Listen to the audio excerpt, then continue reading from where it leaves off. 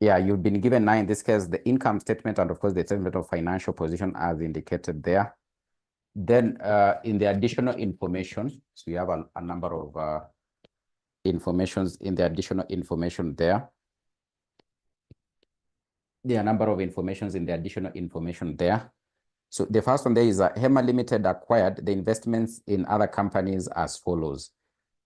So of course the companies that it acquired, it is actually Shuka Limited. So that is 1st of May 2014, and of course Ajabu Limited 1st of May 2015. So these subsidiaries were acquired long time ago. They were acquired a long time ago.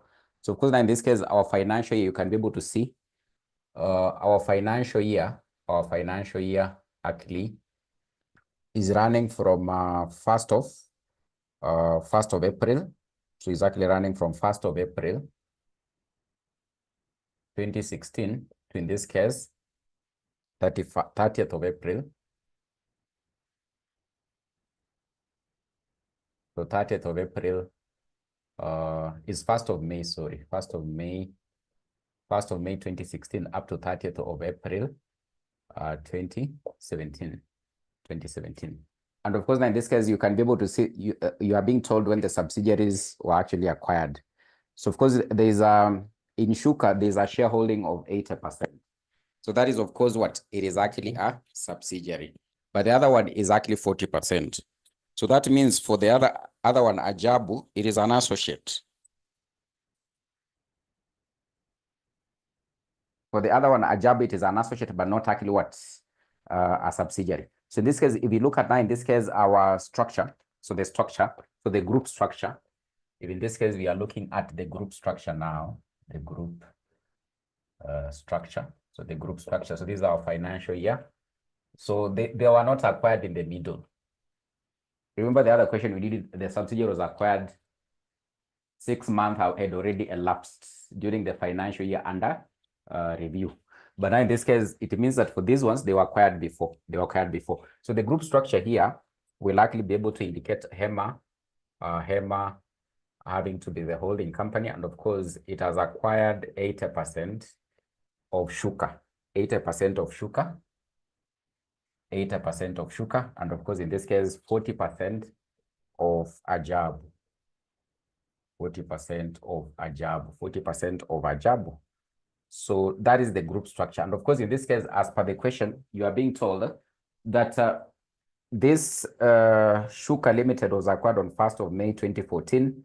So that means it has actually been in existence for a period of 3 years. Then Ajabu Limited was actually acquired on 1st of May 2015. So it has already been in existence for a period of how many years? 2 years. So none of them was actually acquired in between the year. And therefore, in this case, we are having to consolidate the subsidiary and we are having to account for the associate for the entire year. So there won't be that aspect of allocating even what the income statement items for the subsidiary. We'll be considering for the entire year. So you are told that so the cost of purchase for Shuka Limited was actually 300 million. Then of course for Ajabu it was 200 million. So of course this is now what we call the purchase consideration. So of course you can be able to see the purchase consideration will just been given directly. Remember in our previous one, we were doing share exchange to be able to know what the purchase consideration. But for in this case, you've just been given the cost of investment directly. So they haven't gone into having to indicate, for example, it was through a share exchange, that the holding company exchanged shares to acquire this other one. So they have told us in this case, this is how much was actually paid in terms of cost of investment to acquire 80% control and of course 40% control in the associates. So that is what you're having to be given there. Then, so revaluation reserve, at that particular point in time they acquired, there was a revaluation reserve of 20 and of course 25 in both of them. So remember in this case, we said, if there is any revaluation reserve at the point of having to purchase, the subsidiary, if there's actually any revaluation reserve, you'll have to consider it whenever in this case, we'll likely be coming up with the goodwill. Whereby in this case, we look at the pre-acquisition. The pre-acquisition in this case, revaluation reserve, the pre-acquisition revaluation reserve, at that point in time they're having to acquire it, you have to consider it when you are computing the goodwill. Then in this case, the retained profits at that particular point in time. So this means this is actually what you're calling what the pre-acquisition profits. The pre-acquisition profits. And of course, you remember our formula for goodwill. Purchase consideration less the net assets. Under the net assets, we are looking at the equity items in the subsidiary or in the associates. So, and in this case, the equity items, we are having maybe ordinary share capital or any other item of equity. Then in this case, we can be able to consider pre-acquisition revaluation reserves and pre-acquisition profits. Remember, for profits and of course the revaluation reserves, you are considering pre. But of course now in this case, for the other item, ordinary share capital, we are taking it the way it is in the statement of financial position. But for the revaluation reserve, we take pre. So in this case, retained earnings, we have to compute and get what was the pre-acquisition profits. The profits that were actually there before they acquired. That is what we consider in having to come up with with the goodwill. So that is why in this case, you'll likely end up having to deal with those items. And of course, you're going to compute the goodwill. So still just under the same note, you're having to be told, HEMA Limited also invested in half of 10% loan stock in Shuka Limited. So if you look at, in this case, Shuka Limited, if you look at, in this case, the statement of financial position for Shuka Limited, just go up there, you'll be able to see a 10% loan stock. 10% loan stock. So the 10% loan stock for Shuka Limited is actually how much? An amount of 200 million. So HEMA Limited also invested in half. At that point in time they were acquiring, they invested in half. So that half of this loan stock is how much? So half of the loan stock. So half of the loan stock is actually how much? So they actually invested in this loan stock an amount of 100 million. 100 million. In short, they paid what? Shuka. They paid Shuka how much? 100 million. 100 million. And of course, if that is the case, if there was money moving from this subsidiary to this other subsidiary, that is what? An intercompany balance. And in this case, we must actually be able to do what? Eliminate. Money moving from here, coming here. Or balances moving from this side. So that's what an intercompany balance. And in this case, we must actually end up having to do what? To eliminate. So it means if this was the money that was actually paid to this Shuka Limited, it means that in this case, that was actually what? An investment. So of course, it was actually an investment by HEMA. It was an investment by HEMA. It was an investment by HEMA of an amount of what? How much? 100 million. So we'll have to eliminate this intercompany balance. So of course, in this case, we'll have to less from investments. We'll have to less this 100 million from investments. Still the same case, we'll have to less from the loan stock. We'll have to less from the loan stock. Ideally, in this case, we would actually end up having to say that we will end up having to, maybe in this case, if this is the case, we'll likely end up having to remove this amount from the investments, and of course now in this case also from the loan stock, so that we can be able to eliminate this balance. Remember, any intercompany balance we have to do what? To eliminate. Any intercompany balance you have to eliminate. So this was actually an investment by the holding company into the subsidiary, an amount worth how much? 100. So of course, to the holding company HEMA, they were investing in the loan stock to get interest. So this loan stock was belonging to Shuka. So for the Shuka, we'll have to eliminate 100. For the investments, for in this case, what? HEMA will have to eliminate how much? 100. And of course, still on the same loan stock, they're having to get an interest. They're gaining an interest. These guys are getting an interest. HEMA Limited, remember, when you make an investment, you get an interest. So the interest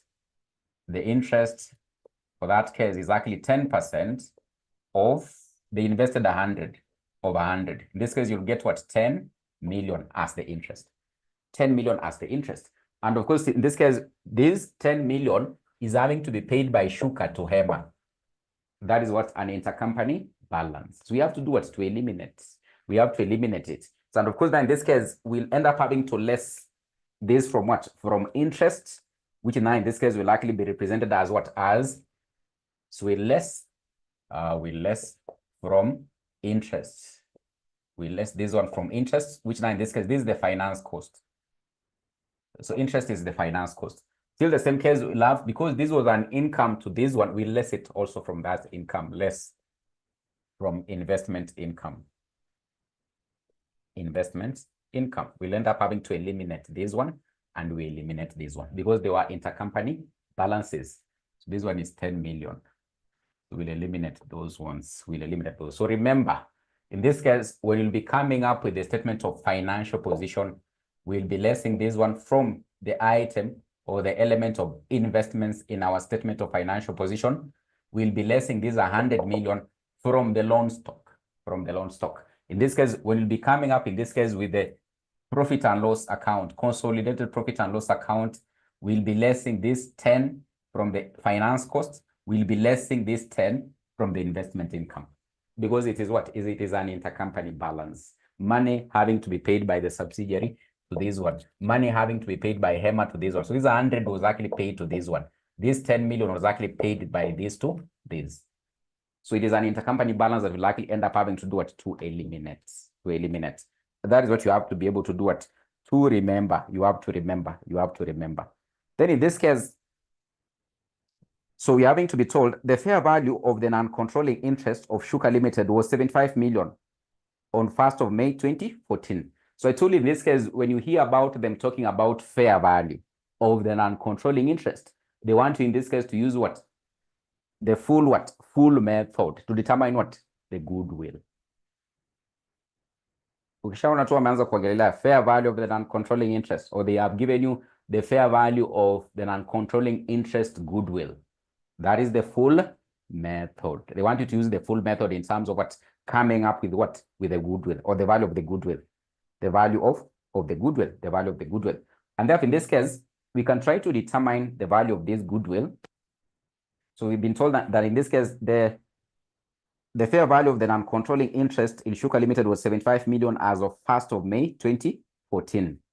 So that is the subsidiaries. That was the fair value of the non-controlling interest when they were having to acquire it. Remember, they acquired it on 1st of May 2014.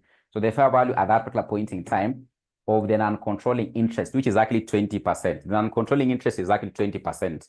Was actually how much? 75 million. And therefore, in this case, we can be able to determine what? Our goodwill. We can actually be able to determine our goodwill. So this one can be our working one. So in this case, for our working two, let's now in this case see how you will be able to determine the goodwill. So determination of the goodwill. Determination of the goodwill. And therefore, in this case, the usual formula we're having to use here. So we have for two companies, we have Shuka. Shuka is one of our companies. Then we have in this case Ajabu. We have Ajabu. So remember, our figures are in millions. So they are in shillings of millions. They are not actually cows. They are actually shillings of millions. So purchase consideration. So purchase consideration, we've actually been given in note number 1. The money they paid, which I've already been able to explain there. So it is in note number 1. So this one was 300. They paid 300. They paid how much? 300. So let's try to organize. Let us be a bit organized.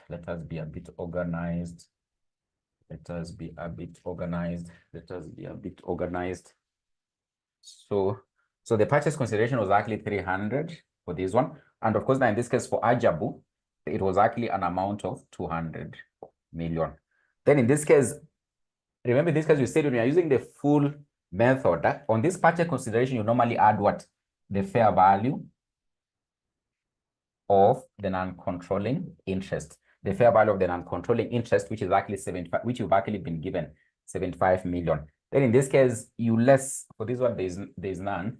Then in this case, you less the net assets. You less the net assets. And of course, in this case, the net assets is the capital components of the subsidiary. And of course, what in this case, the associate. So this one, in this case, you have to go to the statement of financial position. Ukienda hapo, in this case, hapo kwa equity and liabilities. In this case, you have ordinary share capital, and of course, you have what?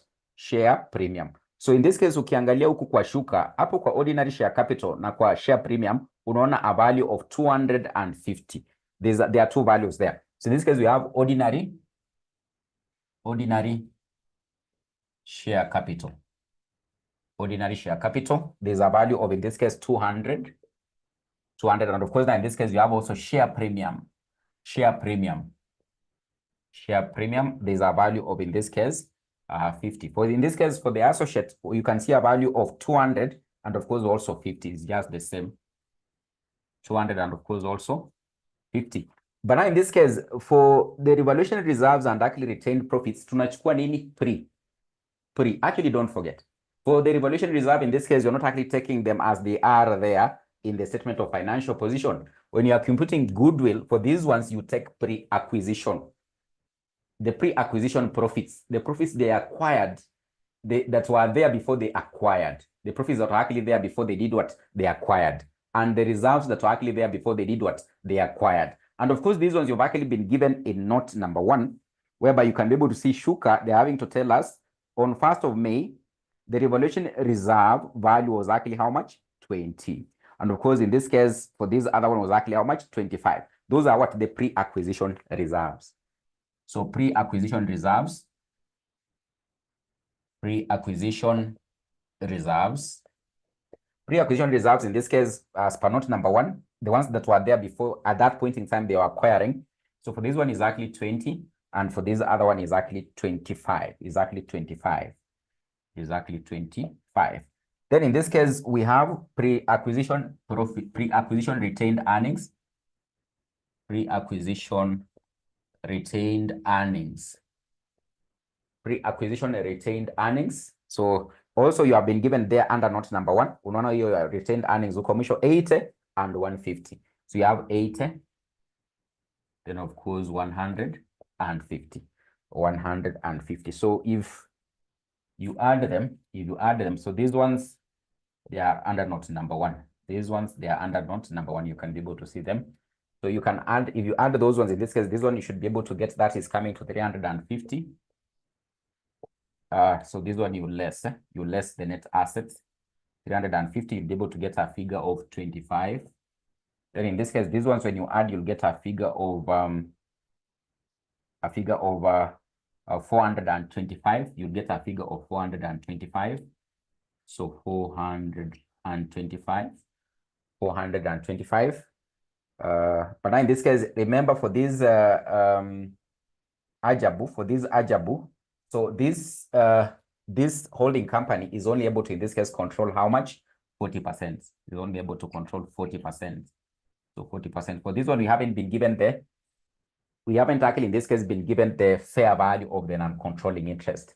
So simply because they're controlling 40%, then in this case, if you get 40% of this one, you'll end up having to get how much? 170. So if you get a difference there, it will likely come to a value of 30.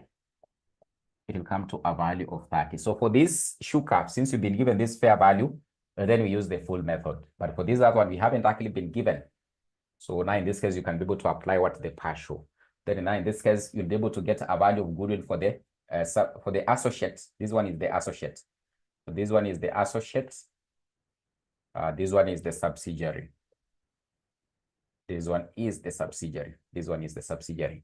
So this one will likely come to 170, then you minus, you get 30. So for this one, you'll apply full method because you have actually been given what the fair value of the non-controlling interest. For this other one, you can be able to apply what the partial, because in this case, you haven't been given what the fair value of the non-controlling interest. And of course, that is why in this case, you'll likely end up having to get what the goodwill. So the goodwill for the two companies. The goodwill for the two companies.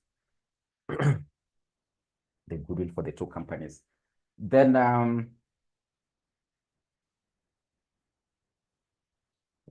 so during the year ended 30th of April, so Hema sold so Hema Limited sold some goods to Shuka Limited and Ajabu Limited as follows. So as follows. So Shuka Limited, they sold goods in this case worth 100 million. So there was a markup of 25. There was actually a markup of 25. A markup of 25. the percentage of goods still held in stock is actually 50. Is actually 50. So the percentage of goods that are actually still held in stock is actually how much? 50 is actually 50. 50%. So 50% of this. So you have in this case what? The intergroup sales. So the intergroup sales or the intercompany sales. So the intercompany sales. So that one can actually end up having to be our working three. So we have the intercompany sales.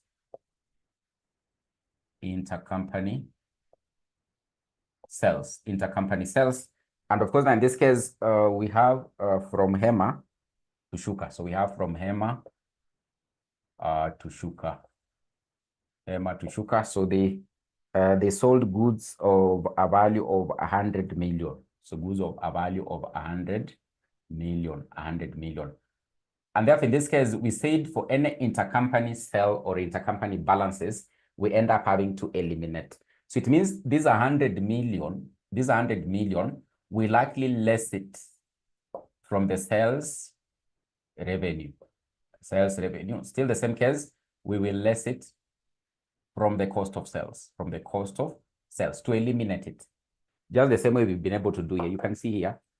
So the intercompany balances, we eliminate them. So we less from the sales revenue, we less from the cost of sale, because it was a cost of sale. It was a cost of sale for Shuka. It was a sale for Hema. So we'll eliminate it. But remember, there's something having to be told about these goods. 50% of the goods are actually still held. They're actually still having to be held in stock. They're still having to be held in stock. So that means there is unrealized profits on this closing stock that we must actually be able to determine. Remember, I told you, whenever in this case you hear about these goods that were sold, they are still in stock, examine automatically. And amekupea hapo markup ama margin. Anataka in this case utafute what? URP. He wants you to look for the URP or unrealized profit, unrealized profits. And of course, you said if you have actually been given the markup, you convert it into what? Into a margin. Kama amekupea margin ni sawa, uta-convert. But in this case, amekupea nini? Markup. So in this case, it means you'll take 25% over 100 plus 25. So it becomes 125. So the URP, the unrealized profits. Then you multiply by, in this case, the sales, which was actually 100. But remember, out of these sales, only 50% is actually still in stock. So we have to apportion that percentage. So it is actually 50% is actually still in stock. So if you do the computation there, you'll be able to get 10 million as the unrealized profits. You'll get 10 million as the unrealized profits. In this case, how do you treat unrealized profits? You'll end up having to add it, because it was a profit which was not actually realized. So you'll add it on the cost of sales. Then you less from the closing stock. So this is how you basically deal with these 10. So remember, we'll be coming up in this case with our income statements. On the cost of sales, we'll have to add this amount. Then of course, now in this case, we'll be coming up with our balance sheet. On the closing stock that we'll recognize in the balance sheet or statement of financial position, we'll have to less this 10. So you need to be able to take note. As you are doing your workings, inafaa ujue zinaenda wapi. Usiku unafanya workings zenye ujui penye utazipeleka. Sasa unazifanya za nini? You need to know, where will I take them? For example, if it is the intercompany sales, I less them from the sales revenue. I less them from what? From the cost of sales. If it is unrealized profits, I'll add it back on the cost of sales. I less it from the closing stock. Usiku unazifanya hapa na ujui utazipeleka wapi. So you need to know where you'll be able to take them. If it is goodwill, then I'll be able to consider it when I'll be coming up with what? The consolidated statement of what? Of financial position. Consolidated statement of financial position. So that, of course, that is why in this case, you likely end up having to deal with what?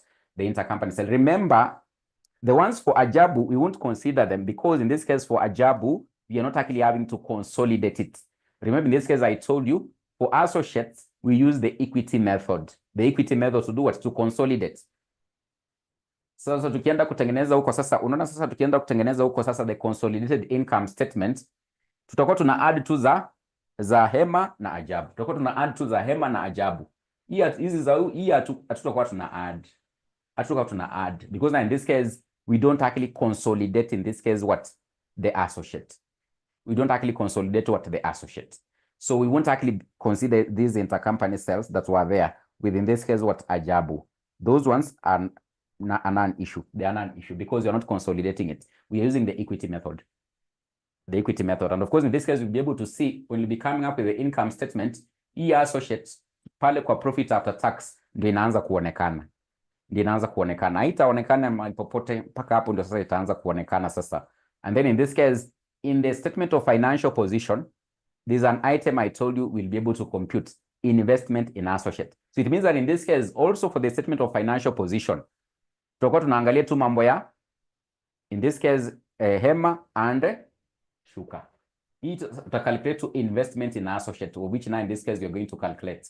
So that is the figure you'll be able to take into the non-current assets of the consolidated financial statements. The point you are trying to drive home, for associates, you don't actually consolidate, you use the equity method.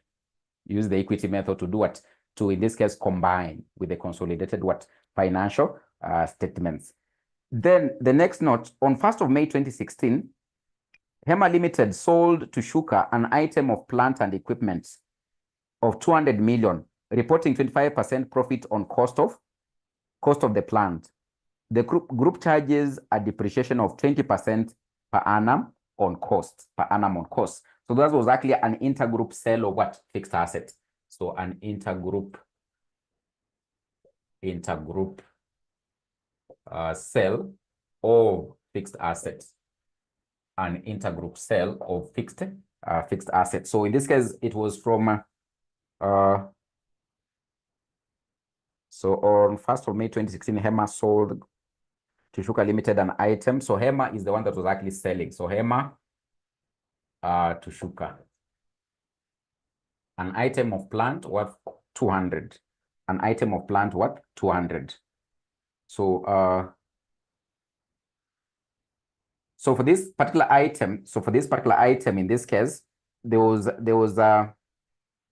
actually sold at a profit. It was actually sold at a profit. And therefore, in this case, we'll likely end up having to calculate what the unrealized profit. So on 1st of May 2016, Hema Limited sold to Shuka an item of plant of 200, reporting 25% profit on cost of the plant. The group charges depreciation at 20% per annum on cost of the plant. On cost of what? Of the plant. So the intergroup sale of the fixed asset here, so we'll determine what was actually the profit. What was actually the profit here. So of course, now in this case, it was a markup, so we'll convert it into what? Into a margin. So over 125, you multiply by, in this case, the amount of the sales. So in this case, we'll get what we call what? 40. So we'll get actually 40. So 40, an amount of 40, which now in this case, we'll end up having to add. So we'll end up having, in this case, do what? Add on the cost of sales. So we'll add on the cost of sales. We'll likely add on the cost of sales. Then in this case, we'll end up having to credit the property, plant, and equipment. We'll less it from the property, plant, and equipment. Then there was an overcharge of depreciation. So there was an overcharge of depreciation. There was an overcharge of depreciation on this particular what? Profit. On this particular what? Profit. So we are told that in this case, they charge 20% per annum on cost of the plant. So the overcharge of the depreciation, in this case, will likely be 20%, 20% multiplied by this amount of 40. So you likely get how much? 8. So for these 8, the overcharge of the depreciation here, we likely end up having to debit the plant and the equipment. And of course, now in this case, we credit the cost of sales. We credit the cost of sales. We credit the cost of sales. We credit the cost of sales. So remember, in this case, also, this was actually what? An exchange of an asset. It was actually like an exchange of the asset from, in this case, what? Hema Limited to Shuka. From Hema Limited to Shuka. From Hema Limited to Shuka. So therefore, in this case, on this exchange of an asset, they ended up having to sell it at what? At a profit. At a profit. So we'll have to end up having to do what? To eliminate this kind of what? A profit by having to do what? We'll debit the cost of sales, or we'll add on the cost of sales, then we credit what? The property, plant, and equipment. But on this particular sale of the asset, because they are having to sell it at a profit, then it means that there was actually an overcharge of what? Of depreciation on the sale of this asset. So therefore, in this case, we'll take 20% of that unrealized on that particular profit on the sale of the asset, which now in this case will likely be 8. Will likely be 8. So this particular 80 here, because it was an overcharge, it was actually an overcharge. It means that in this case, it was reducing the value of the property, plant, and equipment. And therefore, we'll have to add it back on the property, plant, and equipment. But of course, now in this case, we do what? We credit the cost of sales. We credit the cost of sales. So that's why in this case, you'll end up having to deal with what? The intergroup sale of the fixed asset. The intergroup sale of the fixed asset. The intergroup sale of what? Of the fixed asset. Then, so number five, all the goodwill of the two companies in which HEMA Limited has invested are estimated to be impaired by 60% to the year ended 30th of April. 20% of the impairment relates to the current year. 20% of the impairment relates to the current year. So we can now, in this case, look at the impairment of the goodwill. So impairment of the goodwill. Impairment of goodwill simply means loss of value. Impairment of is like a depreciation. Impairment of the goodwill. Impairment of the goodwill. Impairment of the goodwill. And therefore, in this case, impairment, we are having to be told that in this case, it is all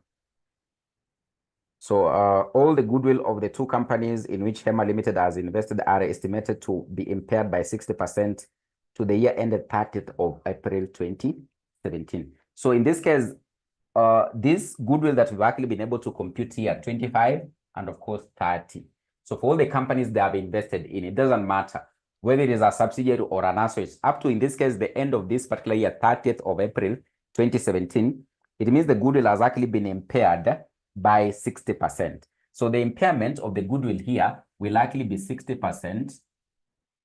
You multiply by 9. In this case, the two goodwills, 25 plus, which is plus 30. So 60%. Up to the end of this year, it is 60% impaired. So that means you'll likely end up having to get a value of 33. Exactly 33. But remember, we've actually been told that 20% of this impairment actually relates to what? To the current year. And of course, the year we are looking at in terms of consolidating the financial statements, it is the current year.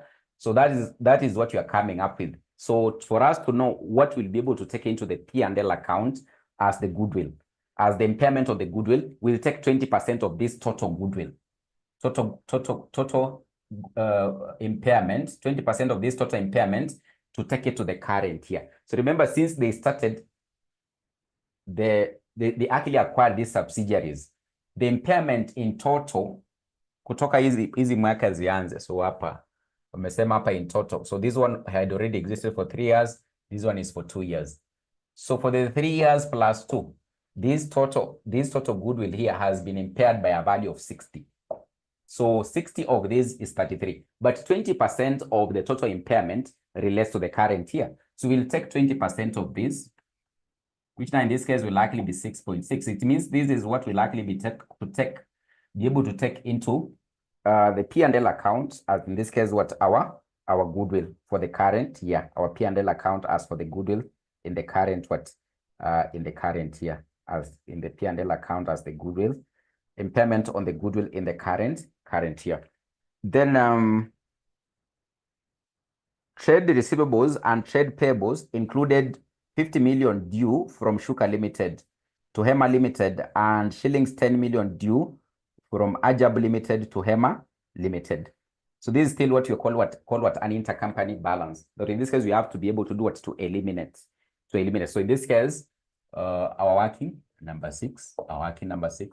So in this case, the intercompany balance of 50 will end up having to eliminate it. So the intercompany balance, there's an intercompany balance of how much? 50. It is an intercompany balance because now in this case, you can be able to see what you're having to be told here. So trade receivables and trade payables included 50 million due from Shuka Limited to HEMA Limited. that in this case, in totality, the trade payables and trade receivables actually include an amount in this case that is actually 50 million due from Shuka. So this Shuka owes this Hema Limited an amount of 50 million. So inamaanisha kwamba huyu Shuka anafaa kumlipa huyu. So there's an exchange of this money between the company. So exactly what an intercompany balance that we must actually be able to do what end up having to do what to eliminate. So it means we'll be able to eliminate, we'll eliminate from the trade receivables and the trade payables. Remember, in our previous question, there was cash in transit, but hapa sasa hakuna. You remember what I was trying to explain yesterday, that if there's a cash in transit, then in this case, it simply means we'll be able to only consider having to deduct from the trade receivables. We won't deduct from the trade payables because the payable alikuwa shalipa. But in this case, in our situation here, ajalipa. So it means in both scenarios, under the current assets, we'll deduct from the trade receivables. Under the trade payables, we'll deduct from the trade payables. But if it happened that in this case, already Hema alikuwa amelipa, or in this case, Shuka was the payable. Was the one who was supposed to pay. Shuka alikuwa shalipa, but the cash was actually in transit. Remember what we said. If that is the case, you eliminate from trade receivables, but you consider this cash in transit as part of the current assets. But in our situation here, we haven't been told there's money which has actually been paid that is still in transit. So it means there's no cash in transit.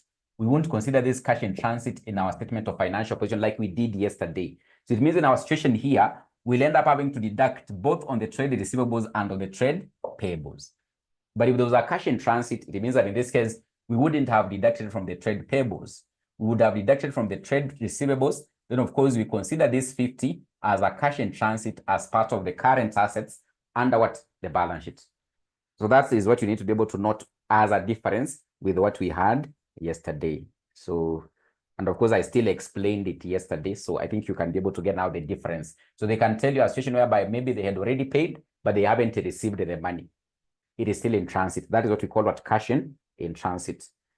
So that's how you deal with that one. So 10 million due from Ajabu. So of course, in this case, we're having to say that matters regarding Ajabu, we are using the equity method. So we won't consider it in terms of what having to eliminate the intercompany balances. We don't consolidate it. So we won't be able to consider that one. All dividends and interest had been paid by the end of the year. So all dividends and actually interest had actually been paid by the end of the year. So of course, now in this case, for the dividends, we'll actually end up having to do what? We'll end up having to eliminate it. When in this case, we'll likely be coming up now in this case with the income statement or the P&L account, we'll likely end up having to do what? To eliminate it, to eliminate this amount. So of course, now in this case, we can start maybe preparing our income statement. So the consolidated income statement, we can start preparing the consolidated income statement, the consolidated income statement.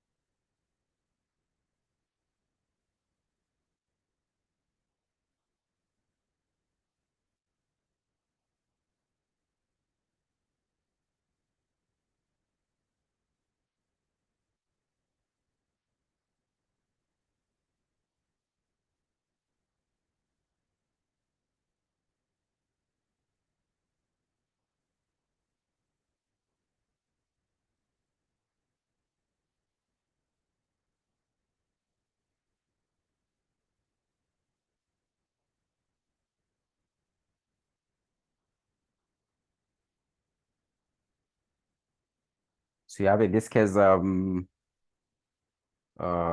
have in this case, HEMA group. So you have HEMA group,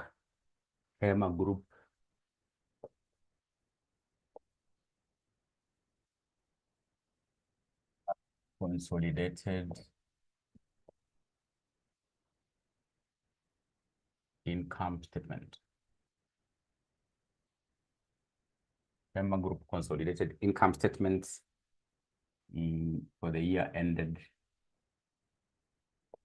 So 35 of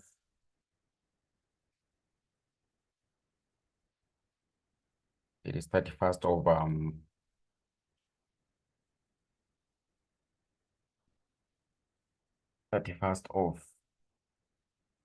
30th of April. It is 30th of April. 30th April 2017. 30th of April 2017. 30th of April 2017. So of course, in this case, we can be able to start with the revenue. So we can start with the revenue. So our shillings are actually in million. Our shillings are actually in million. So someone is telling me we compute first of all the investment in associates. So no problem. We'll be able to compute it. Let's, in this case, first of all, look at what this particular so the consolidated income statement. So we'll be able to compute it. So revenue. So we have in this case revenue. So of course, for revenue here, we'll be able to take the one for the holding company and the subsidiary. Remember, in this case, I've told you for the associate, we don't actually, in this case, do what? Consolidate the associate here. We don't actually consolidate the associate here. So we just, in this case, do what? Consolidate what is actually in the holding company and, of course, what? The subsidiary. And, of course, remember, for our situation yesterday, the subsidiary was acquired in between the year. So we were having to reapportion what? The items in the income statement. But now in this case, for this case, it was actually owned for the entire year. It was actually owned for the entire year. So in this case, for the revenue, we'll be able to add 1,200 plus, now in this case, 600.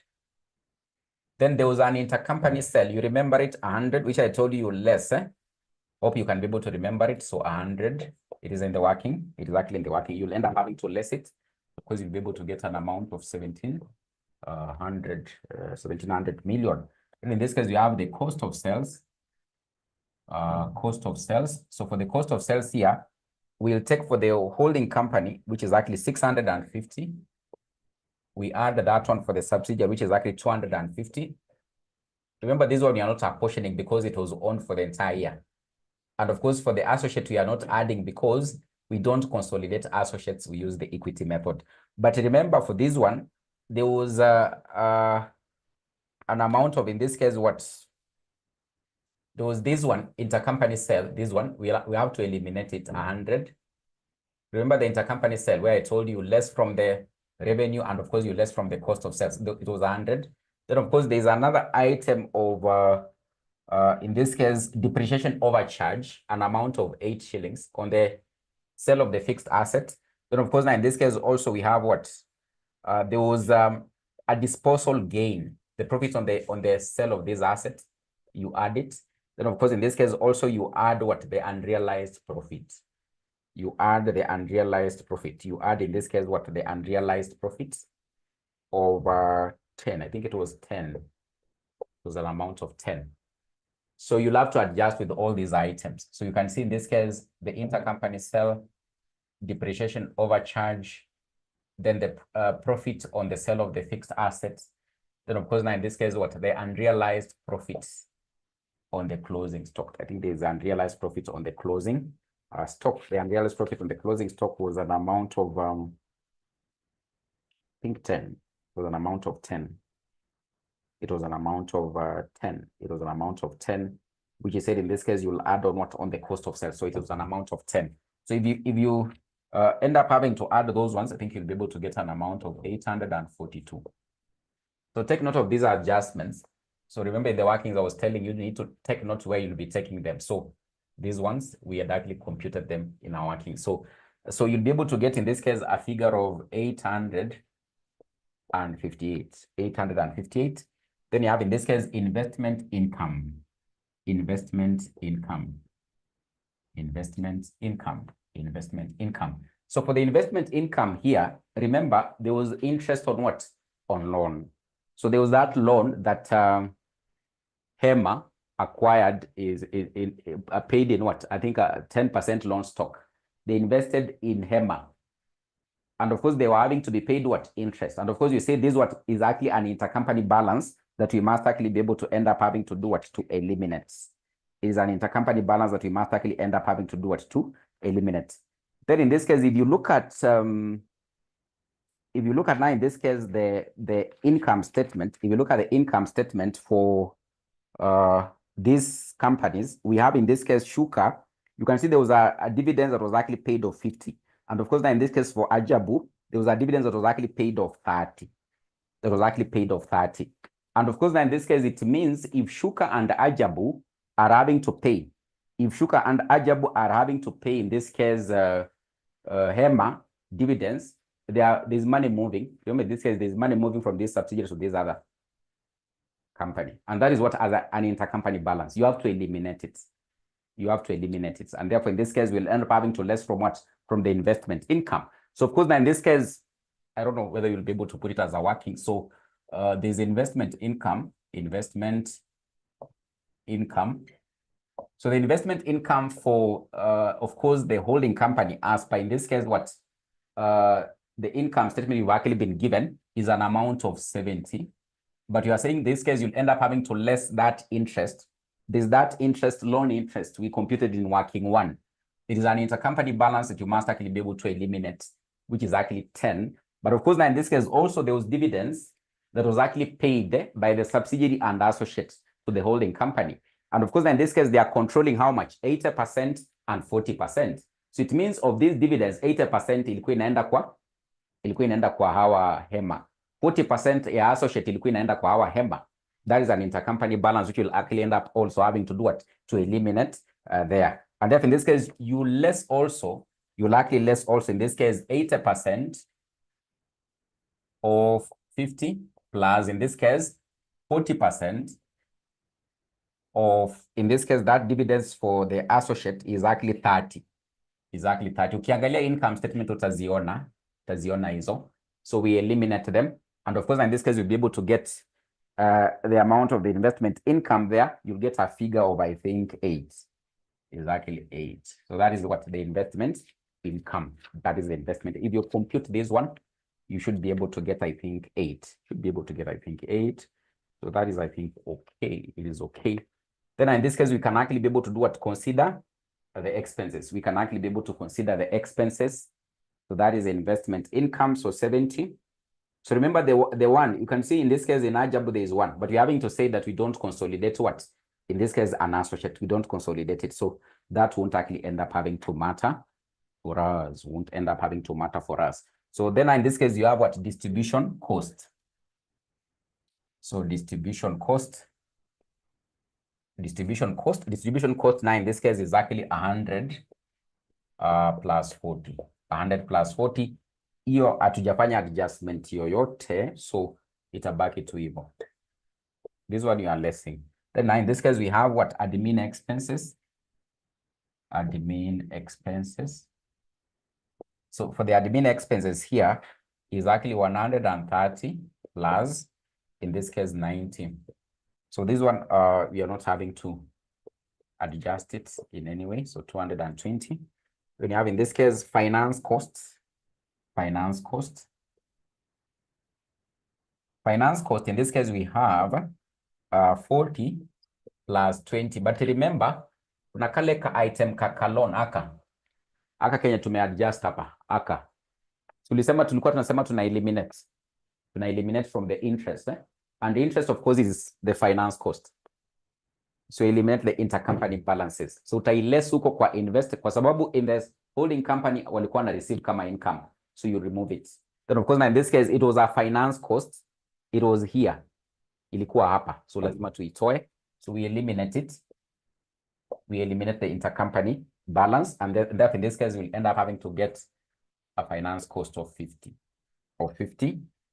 Then in this case, we have impairment on goodwill. Impairment on goodwill. So the impairment on goodwill, which we've already been able to compute, tulikuwa tumeifanya mahali, ilikuwa I think working, there was a working, which in this case we got an amount of 6.6. There was an impairment on goodwill of 6.6. So, and therefore in this case, we'll be able to get profit before tax. So the profit before tax, in this case, you should be able to get a figure of 449.4. And therefore in this case, we have what? The tax expense. The tax expense. So for the tax expense here, so we'll also end up having to add for the holding company and of course for the subsidiary. So that one will just end up having to add it direct. So tax expense is actually 70 and 50. You'll get 120. So of course for the tax expense, you also less. Then in this case, we get what? Profit after tax. So profit after tax, the profit after tax, which now in this case is an amount of 329.4. 329.4. Then so this is where now in this case now the associate comes in. So if you look at now in this case the income statement of the associate, the income statement for the associate, you can be able to see profit for the year is actually 70. Hope you are there. Hope you are there in the question. You can be able to see now in this case in the profit for the year. So after profit after tax hapo, kuna profit before tax ambayo ni 101, then kuna income tax ya 31, then in this case kuna profit after tax ya 70. So sasa hapo ndio sasa associate inaingilia. So unaona hizi zingine zote tumekuwa tukishughulikia mambo tu ya holding company na subsidiary. Sasa in this case associate hatukuwa tunaiongelelea. Sasa hapa ndio tunaanza kuiongelelea. These are basically now in this case you do what? You put together what? The associate together with what? With the holding company books of accounts. So we just be able to take what? 40% of this what? Profit after tax. And therefore in this case, add the associate share of profit after tax. So add the associate share of profit after tax, which now in this case will likely be 40%. You multiply by, so because they are controlling 40% of the associates, want to control 40% as per our question. So the 40% of this 70, you'll actually be able to get an amount of 28. So you'll add it. These are profits they're enjoying. They are controlling 40% of the shareholding in the associate. So therefore, if they make any profit, they are controlling 40% of that profit. And therefore, in this case, you'll get an amount of 357.4. So 357.4. So that will be the total profit. Total profit. 357.4. So 357.4 is the total profits. So you can see where now in this case the associate actually comes in. So inakujia tu hapa. So huku kwengine hatuiongelelima. We don't consolidate. We just take what? The profit after tax, the holding company portion of the profit after tax. Then in this case, we combine with the profit of what? Of the holding company, or the profit of the entire group. Profit of the entire group. So you need to be able to take note of that. But in this case, that's when in this case, the associate inaingililia hapo sasa. The associate inaingililia hapo. The associate inaingililia hapo. Inaingililia hapo. So we can now in this case start looking at how you likely end up having to come up with what? With now in this case what? The statement of financial position. But in this case there was someone who was actually mentioning about what? Investment in associates. So because in this case the investment in associates is one of the items we'll likely be able to consider when you likely be coming up with what? The statement of financial position. So remember in this case we said we don't consolidate associates. So now the item of the associate ambayo sasa consider when we are coming up now in this case with the statement of financial, we need to compute what? With the investment in associate. And of course I remember yesterday, I think I was actually able to give you like a format as well. In this case we end up having to come up with this. We end up having to come up with this. We end up having to come up with this. We end up having to come up with this. So investment in associates. I don't know, it will be working what? So maybe in this case, maybe you can be able to call it, is it, I don't know, as per your workings, is it working, I don't know, it is 8, maybe it could be 8 or something. So investment in associates. Before we come up with the balance sheet, investment in associates. Investment in assets. And as per our formula, you remember yesterday, I think it was the last thing we learned about. I told you in this case, you take the purchase consideration. You take the purchase consideration. Purchase consideration, which in this case, it is as per note number 1. Yani walilipa pesa ngapi kununua hii associate. Walilipa pesa ngapi kununua hii associate. And of course, in this case, as per note number 1, you can see they paid, the cost of purchase was actually 200 million. It was actually 200 million. So it is actually 200 million. Then in this case, we are saying you add post-acquisition changes in net assets. So the post-acquisition and post-acquisition changes in net assets. Changes in net assets. The post-acquisition changes in net assets. And therefore, in this case, the post-acquisition changes in net assets. So you'll end up having to look at, if you look at now in this case,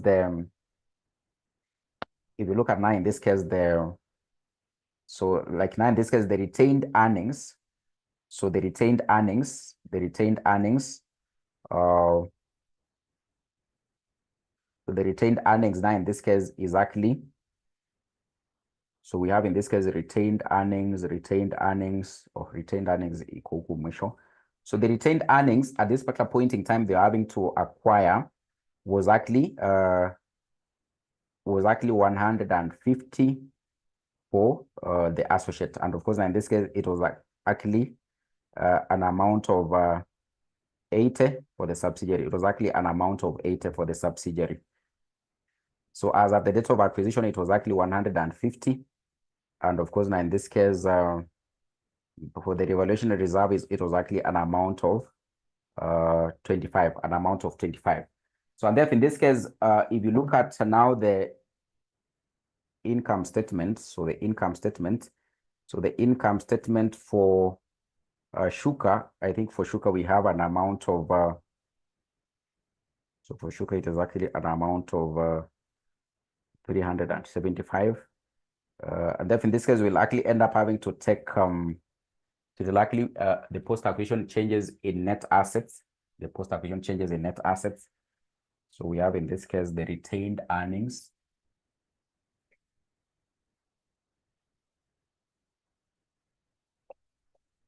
Of course, in this case also we have what the revaluation reserve. The revaluation reserves.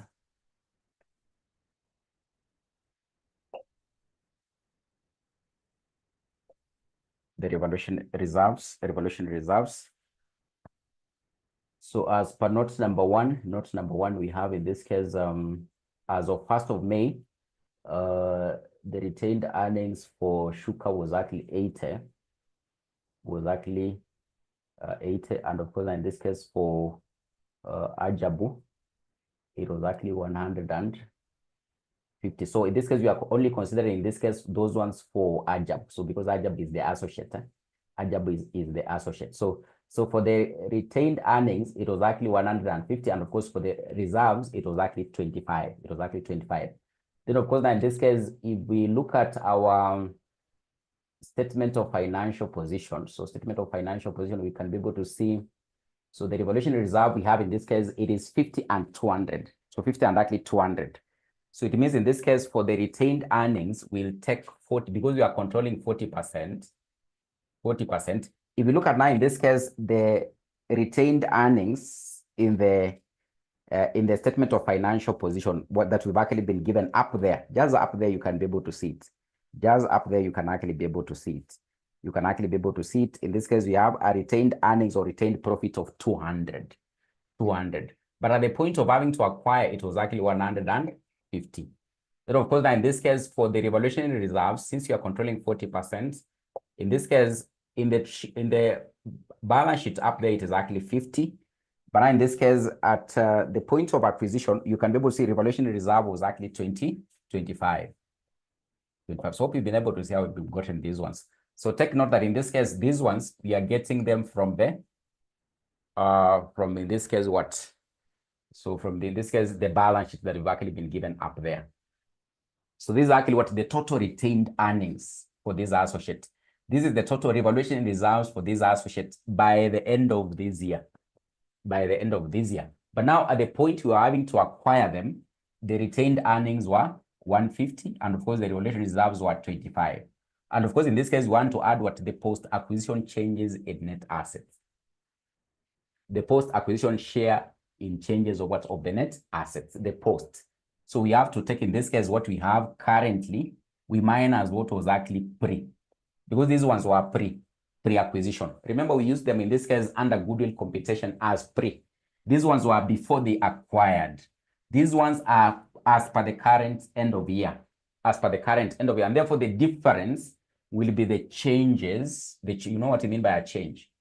Yani imebadilika kutoka wapi mpaka wapi by the time wali acquire. Imebadilika na 50, imebadilika na 25. So it is post-acquisition changes in net assets. And therefore, in this case, if you do the computation there, you'll be able to get this one as 20, and of course, this one as 10, and of course, the total in this case comes to 230. 230. And therefore, in this case, this is how you compute what the investment in associates. So this is what you'll be able to consider under what the statement of financial position. Under the non-current assets, under the non-current what assets, under the non-current assets. And then in this case, we can actually be able to compute the non-controlling interest, the non-controlling interest, the non-controlling interest, the non-controlling interest. We can be able to compute it, the non-controlling interest.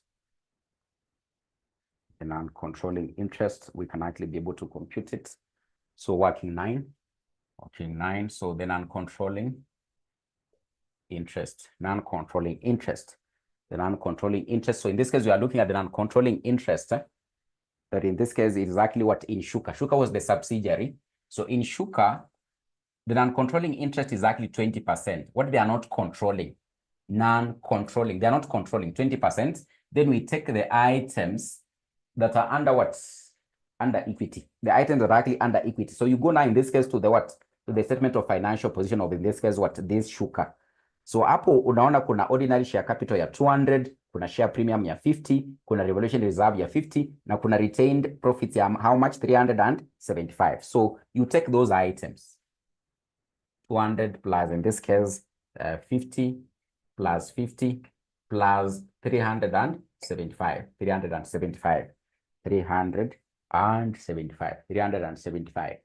So you take those items. Hizi unazichukua kutoka hapo kwa balance sheet ya Shuka. Then the non-controlling interest is 20% of these net assets.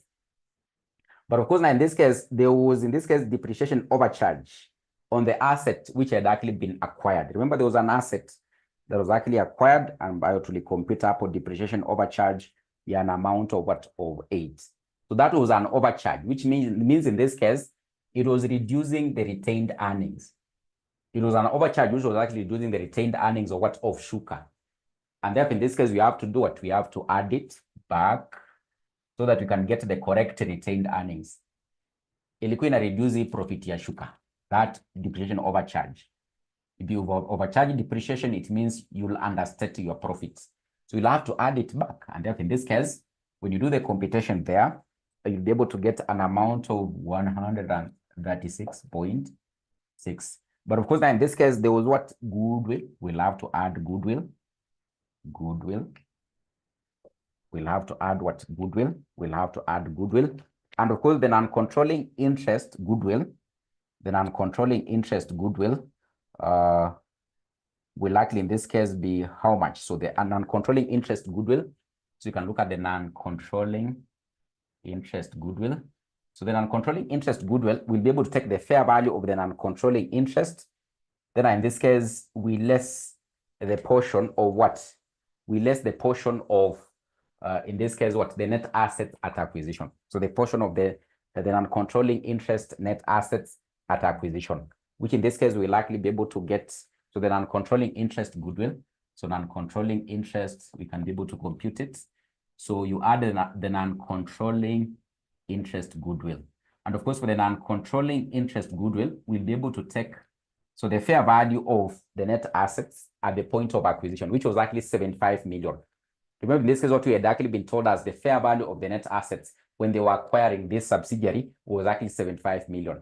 Then in this case, we take the portion, we minus the portion. We minus the portion of what? Of the non-controlling interest in the net assets. In the net assets. So when you talk about, in this case, the fair value, it is like the consideration of this non-controlling interest at the point of what? Of acquisition. At the point of acquisition. And therefore, we must be able to less the portion of the net assets that are going to the non-controlling interest, which is actually 20% at the point of acquisition.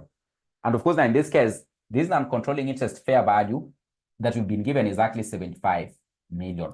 But in this case, you have to less the 20%, which is the non-controlling interest in the net assets at the point of acquisition.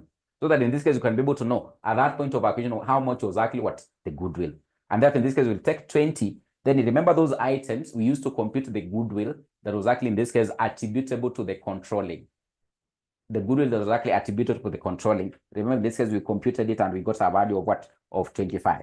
So we'll be able to take those items, and of course now in this case they were totaling to how much? 350. So this equals a total of 350. And therefore in this case you'll get a value of non-controlling interest goodwill of how much? 5. Of 5. And non-controlling interest goodwill of how much? 5. Of 5. So there's something I need to be able to explain here. Remember, I told you that in the additional information, when they want you to use the full method to compute the goodwill, they can either give you the non-controlling interest fair value, which you are given as 75. Alternatively, they can end up having to give you this 5. Unakumbuka ile swali yetu ya jana? Swali yetu ya jana walikuwa wametupatia hii. Walikuwa wametupatia hii. Hawakuwa wametupea the fair value. Hawakuwa wametupatia hii. Walikuwa wametupea hii. If you are a very keen student, you can be able to remember. Kama ulikuwa unafuata what was happening in yesterday's class, you can be able to remember. In our yesterday's question, in the additional information, they had given us the fair value of what? Of the goodwill of the non-controlling interest. In our question, they have given us the fair value of non-controlling interest. And therefore, in this case, at that working, kirudi kwa hiyo working ya tumefanya leo, tumesema kwamba purchase consideration, you add the non-controlling interest fair value. But nilikwambia in this case, if they have actually given you this one, if they have given you this one, what you do in this case, you'll end up having to take the purchase consideration, which is actually in this case an amount of much, how much? 300. Then you less the net assets. You less the net assets. Then you take a portion of these net assets, you less from what? From the 300. Then you add this what? 5. You'll be able to get what? The total goodwill of how much? 25. In short, wacha niwafanyie hapa ndio sasa muone. You need to be able to grasp what is actually happening here. So just look at that working been able to do of goodwill. Hii ya leo tu. Hii ya leo tu yenye tumefanya. Hii ya leo tu yenye tumefanya, hebu tu iangalie vile tumeifanya. Hiyo ni full method. Na kwa hii ya leo walikuwa wametupea the fair value of non-controlling interest. Kwa ile swali yetu ya jana walikuwa wametupea the fair value of non-controlling interest goodwill. Walikuwa wametupea sasa 5 in the additional information. So if that is the case, if you are computing now the goodwill, utakuja uifanye hivi. If you are computing the goodwill sasa, utakuja uifanye hivi. Hiyo ni kama examiner amekupea hiyo 5. Hajakupea hii. Hiyo amekunyamazia. Amekunyamazia sana. Amekupea sasa hiyo ingine. So in this case, you'll take the purchase consideration. Purchase consideration. We check the purchase consideration, which now in this case is actually an amount of how much? 300. So you won't add directly because this one utakuja pewa, hauta add. Kwa sababu hujapewa. Then in this case, you less what? The net assets. You less what? The net assets. Less the net assets. And of course, hakuna haja tufanye hivyo separate. So total net assets hapo zinakuja how much? 350. 350. But you take what? 80% of this. 80% of this. So if you take 80% of that, I don't know how much you get. In this case, if you compute 80% of this, 80% of that, you get how much? You get how much? 80% of that.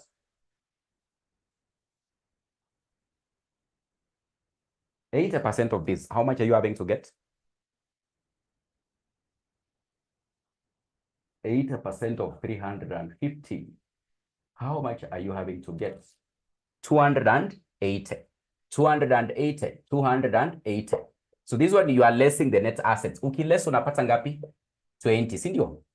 Sasa unakumbuka kwa ile swali ya jana tulikuja tukasema kama umepewa hii unaanza tu na purchase consideration, then una less the net assets, but you take 80%, you less from what? From the purchase consideration. Therefore, in this case, at the end, you can be able to remember. If you're a keen student, if you can even go back to your book, you'll see we ended up having to add non-controlling interest goodwill, which now in this case, in our case, is exactly what? 5. So it means the total goodwill is actually 25, which you've just computed when we ended up having to use this method where directly we are adding fair value here.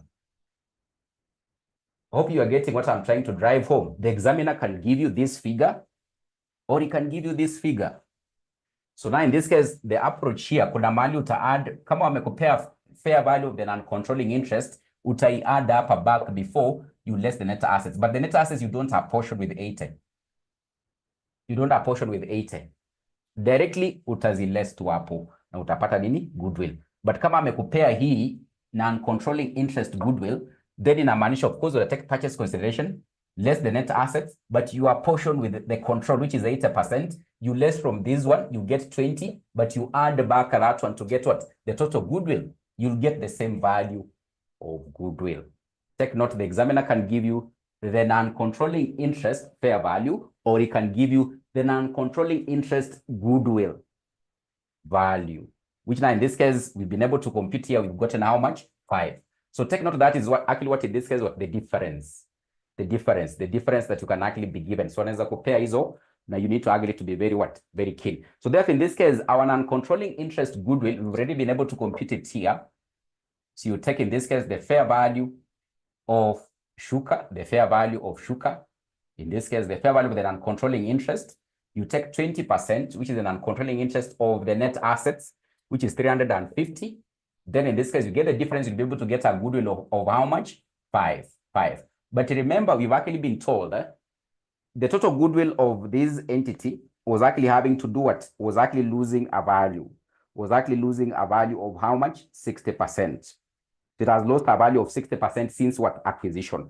So therefore, in this case, we'll end up having to look at what the impairment of this goodwill. Impairment of this goodwill is actually, in this case, 5 multiplied by 60%. Hii goodwill imekuwa impaired tangu wanunue. Of course, this is the total goodwill of the non-controlling interest. But remember, this case, we are told there's a note there. We've been told that the entire goodwill of the entire group is having to be impaired by 60% since what they acquired. So therefore, in this case, the impairment on this goodwill is actually 60% of this, which is actually how much? 3. So we less 3 from this. We'll end up having to get what? A total goodwill of the non-controlling interest at the point in time we're having to consolidate of an amount of 2. An amount of 2. And therefore, in this case, our total non-controlling interest, in this case, will likely be an amount of 138.6. 138.6. Remember, this one now will likely be part of the items that we'll be able to add in the statement of financial position under what? Equity. Under equity.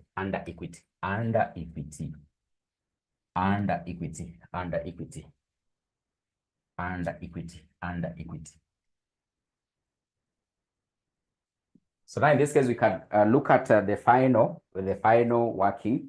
So the final working now in this case is for the retained earnings. So the final working is actually for the retained earnings. So the retained earnings. So retained earnings.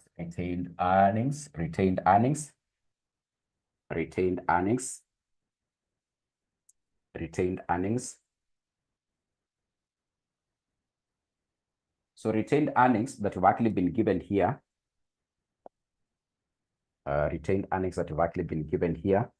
So of course, now in this case for the holding company, so we have in this case, we'll take for the parent. So the retained earnings for the parent, which is actually in this case 710. But you less from this one, in this case, what? The profit on sale of plant, which will end up having to eliminate profit on sale of plant. Then we less the unrealized profit, which are actually computed of 10, so you'll get an amount of 660.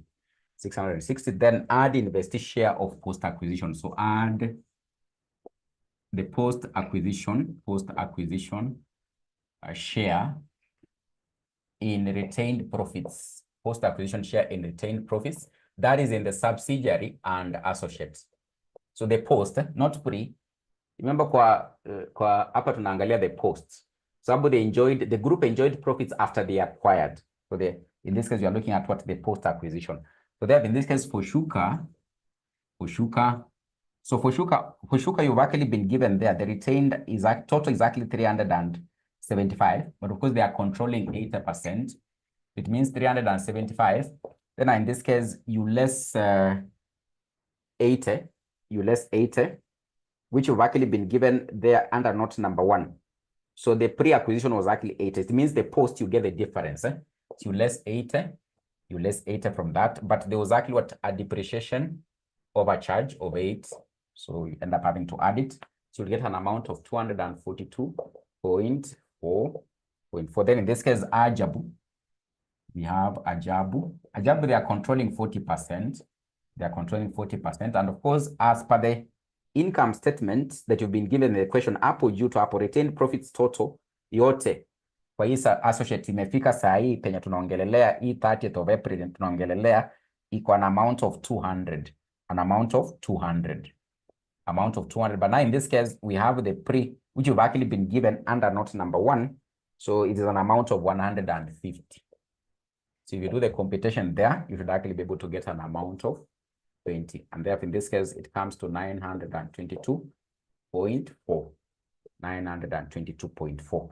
So those are now in this case. This one now in this case is the item you'll be able to consider under equity in the consolidated statement of financial position. Consolidated statement of financial position. And therefore, in this case, we can actually be able to come up with that statement of financial position very quickly. Then I think we can finalize. We can finalize with it. Let's finalize with it. Let's finalize with it.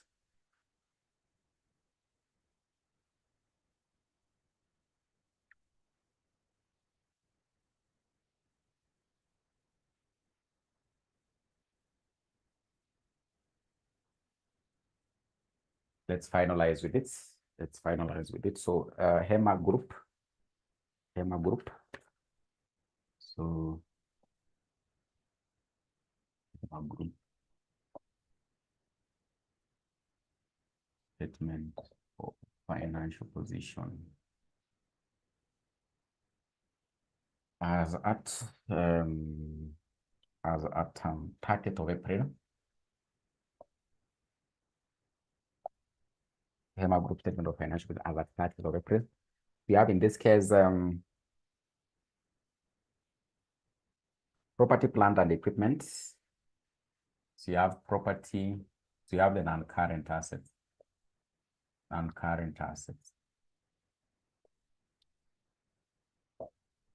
So you have property, plant, and equipment. So property, plant, and equipment, remember in this case, tumesema, we are consolidating what? The holding company and the subsidiary. So associates are to consolidate. Associates.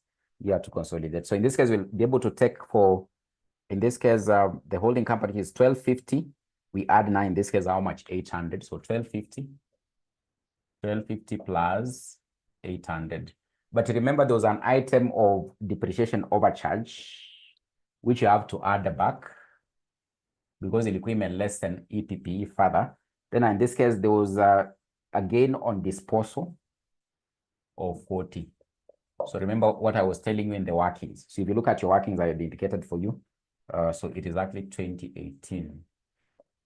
It is actually 2018. Then we have intangible assets. Hizi hazina story mingi. So we'll just add directly. It is 200 plus 70. Hizi hazina mburucha. Mingi. So 270. Then now in this case, we have investments. We have actually what in investments. investments. We have investments. So for investments, in this case, we have 850 plus 50. 850 plus 50. So that is investments. 850 plus 50. 850 plus 50. But of course, now in this case, remember, kuna hii pesa walilipa wakinunua. So we eliminate it. We eliminate it from the investments. So that is an intercompany. It is an intercompany balance. So that is 300. In the note number 1, you can see the cost of purchase was actually 300 and 200. So we less it 300. We less the 200. Then there was also a loan that was actually acquired over 100. We'll have to less it from the investments because it is an intercompany balance. It is actually an intercompany balance there. So we have to remove it there. So we'll end up having to get an amount of 300. So take note of these ones. This is the loan they acquired.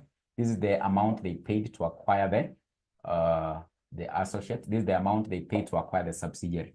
We eliminate them from the investments because it is like money was moving this other side. So we'll end up having to eliminate it. So we'll get an amount of 300. Then you have, in this case, we have what? We have goodwill. So we have goodwill. So the goodwill we've actually been able to compute. The goodwill we have actually been able to compute in this case is actually totaling to an amount of I think 33. So I think we had actually computed it was coming to 33. 33. Yes, it is actually an accumulated depreciation of impairment of 33 because it is 25 plus 30 multiplied by 60. So in this case, it is actually goodwill is actually 25. Goodwill is actually 25 plus 30. So it is actually 25. Remember, the goodwill have actually been able to compute it incurred impairment. Since they acquired it as it had an accumulated impairment of 33. Tunakumbuka tuchukua 60% of that. You less the 33 in this case. So that is the impairment. You'll get an amount of 22. An amount of 22. Then in this case, we have investment in associates. Investment in associates to calculate. Investments in associates. Sasa, this is how now the associate is accounted for in the statement of financial position. You compute, kuna ile working tumefanya investment in associates. Sasa hapa ndio associate inaingililia kwa balance sheet. Tunaona hizi zingine tuna add tu za holding company na za subsidiary. Story ya associate hatutaki kusikia. Story yake tutakuja kuisikililia hapa. Tutakuja kuisikililia hapo. Story yake tutakuja kuisikililia hapo. So associate, this is how it is. This is now the equity method that we are talking about yesterday. You calculate this figure, then unakuja unaiplug hapa. So award vile tuna add hizi.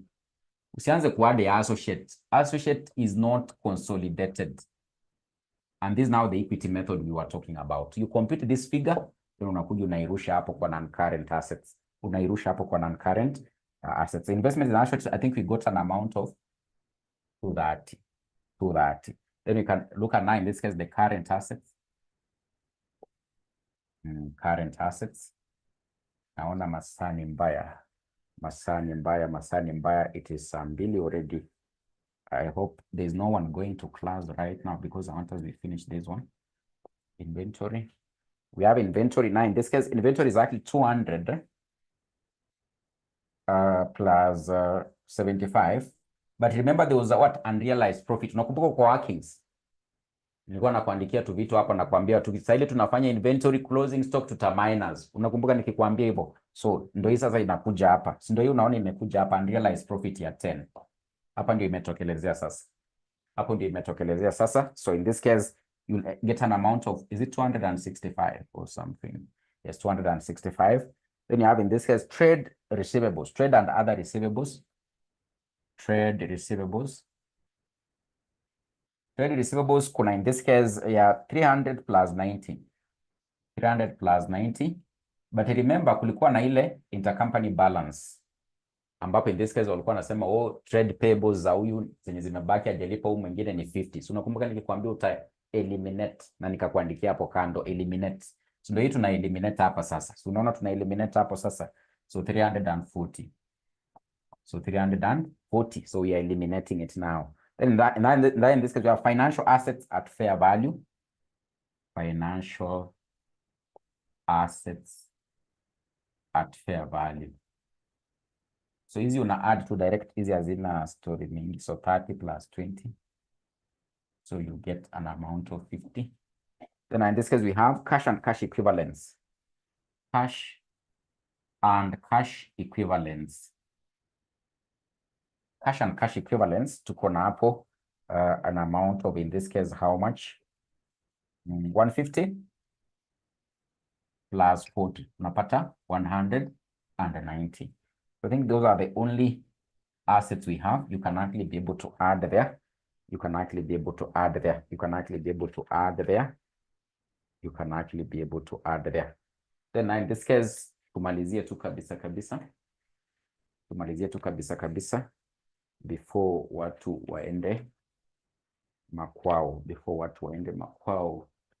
Before watu waende kujivinjari. Tumalizie tu kabisa. Before watu waende kujivinjari. Watu waende makwao, waende nyumbani kabisa. So now in this case, we have equity and liabilities. Equity and liabilities. We have equity and liabilities. Equity and liabilities. So tumalizie kabisa equity. Nakata equity and liabilities.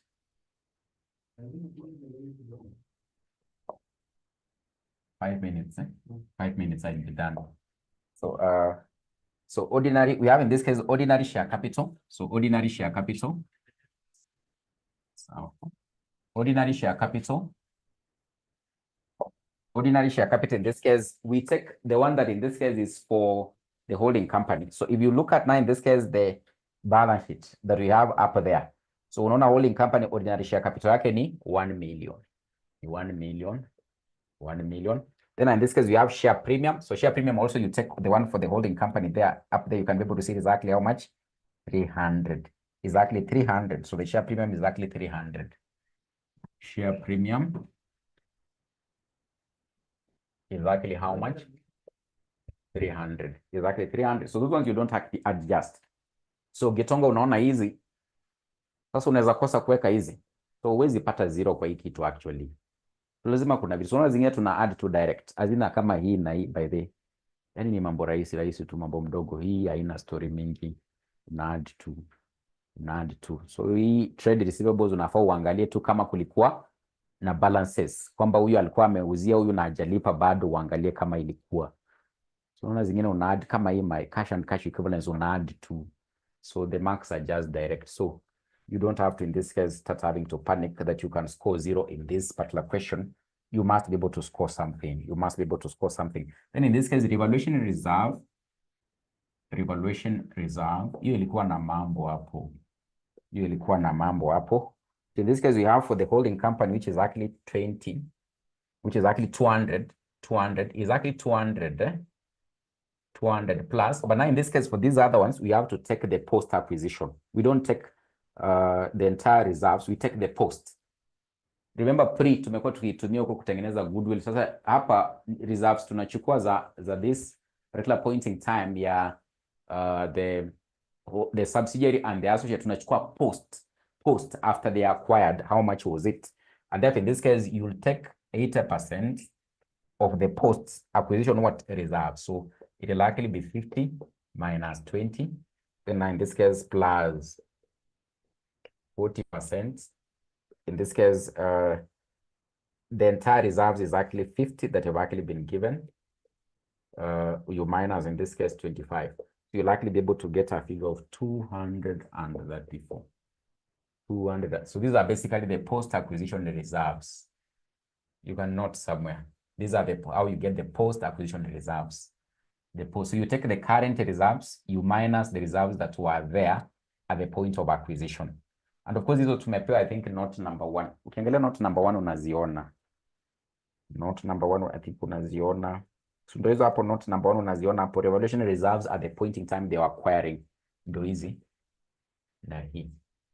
But in this one, the total reserves ambazo tuko nazo hapa, so unaziona hapo.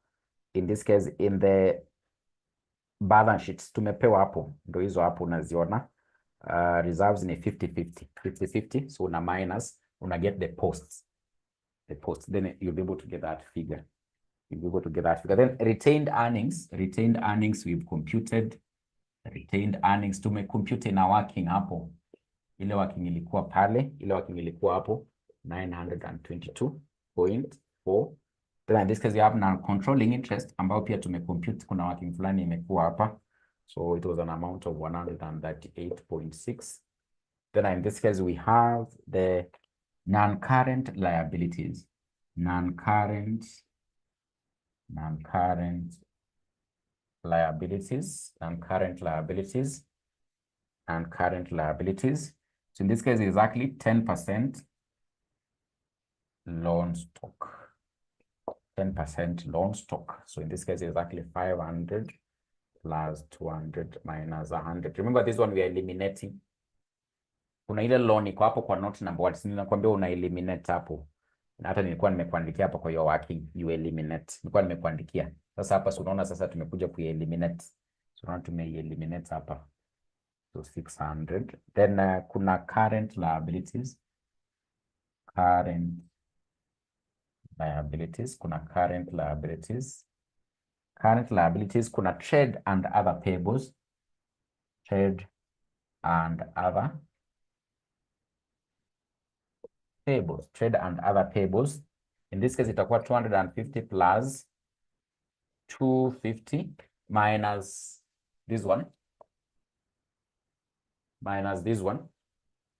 Remember ile intercompany balance iko hapo kwa trade receivables na trade payables. Huu mwingine ni trade payable, huu mwingine ni trade receivable, huu mwingine. We eliminate them. And of course, there is no cash in transit. Unakumbuka ile swali ya jana kulikuwa na cash in transit. Tukakuja tukai-eliminate, then of course in this case tukakuja tukai-add hapa. So and here we didn't less, hatukuless hapa hiyo intercompany balance. Because it was cash in transit that they had already paid. Ilikuwa kwa njia inakuja. But in this case, this one is not there. So we less also from what the trade payables, which is an amount of 50. And of course, you'll be able to get 450. Then in this case, we have the current tax. EPI ikuwa na mambo mingi. So in this case, 20 plus 20. In this case, you get 40. So I think it should be able to balance. So I think we can end there because I know some of you are going to another class. Some of you are going to another class. Others are going to start cooking ugali. Others are going to start cooking ugali. Others have already switched off. Others are going to sleep. So kila mtu anaenda kufanya mambo yake. So we can end there. So I think in the next class, I'm going to look at published. We'll relook at, again, in this case, published. We'll look again in this case at published. So you can be revising published because that is what I'm going to handle. But try to repractice what you've learned in this group because 100% it is going to be there. Maybe I think there is one thing that maybe I might have missed out. So I think I'll be able to maybe relook at... might end up having to relook at what. So there's group cash flow. But I think let's see what happens. So let's the group cash flow. But I think group cash flow you had actually covered a bit. You had covered a bit. So you're not actually badly off. I think you had already covered. So, but I would like to revisit published because all published will be there in the exam. Then also theory. Kuna ile nilikuwa nimetuma theory. Jaribu kuipitia sana. You can maximize on theory. It's averagely 30 marks. It's normally averagely 30 marks. You can maximize on theory. So kuna ile theory part nilikuwa nimetuma. Please go through it. Inaweza kuokolea jazi. Theory inaweza kuokolea jazi. Then group. Hii itakuwa kwa exam. Lazima itakuwa. So maybe what I need to look at is the group cash flow. Then I think, as I've said, next week, I think I'll also be able to look at published financial statements. published financial, maybe any other area that is of so much relevance, but don't ignore the other areas. Don't ignore the other areas. Still try to go through them. Try to go through them. Try to go through them. But of course, I'll be able to revisit published financial statements. Then I think we'll now in this case be in the home stretch. It will now be the home stretch. Otherwise, you can have a good night. So let's catch up sometime later.